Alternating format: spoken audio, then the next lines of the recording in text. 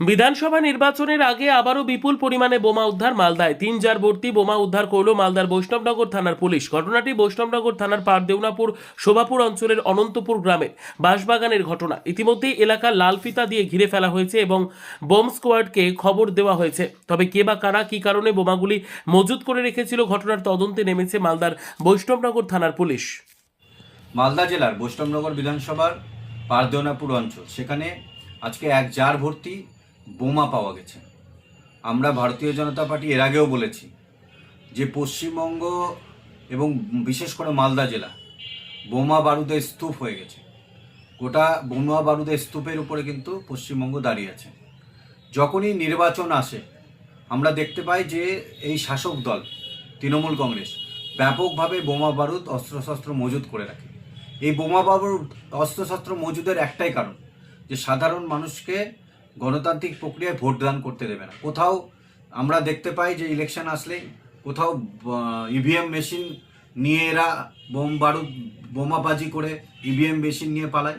কোথাও দেখেছি যে বা নির্বাচনে ব্যাপকভাবে মানুষের উপরে খুন সন্ত্রাস করে। এই খুন সন্ত্রাসের রাজনীতির বিরুদ্ধে ভারতীয় জনতা পার্টি আগামী দিন গর্জে উঠে 2026-এ মানুষের আশীর্বাদ নিয়ে কিন্তু 2026-এ ভারতীয় জনতা পার্টি সরকারে আসবে এবং এই খুন সন্ত্রাসের বিরুদ্ধে মানুষ কিন্তু আগামী দিন কিন্তু জবাব দেবে। এই আমরা দেখেছি মালদার বিস্তীর্ণ এলাকা জুড়ে কোথাও খেলতে গিয়ে বাচ্চারা বোমা হাতে পড়ে কোথাও হাত উড়ে গেছে, কোথাও পা উড়ে গেছে, বিভিন্ন জায়গায় প্রচুর মানুষ মারা যাচ্ছে এই বোমা বারুদে। আমরা প্রশাসনকে জিজ্ঞেস করতে চাই, আপনারা কি করছেন? যারা এই বোমা বারুদ মজুত করছে, কোথা থেকে আসছে এই বোমা বারুদ, কিভাবে আসছে? আজকে প্রশাসনের নাকের ডগার মধ্যে দিয়ে আজকে বোমা বারুদ মজুত করছে এই শাসক দল, আর আপনারা বসে আছেন। আমরা ধিক্কার জানাই।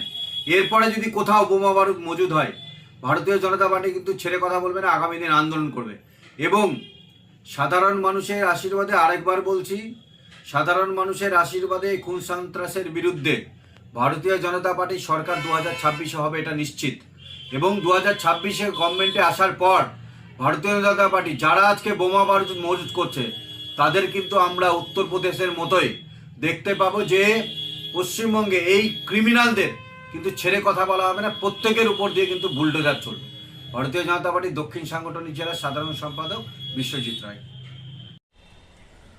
মালদা জেলার বৈষ্ণবনগর বিধানসভার সেখানে পারদেউনাপুর বলে একটা জায়গা রয়েছে।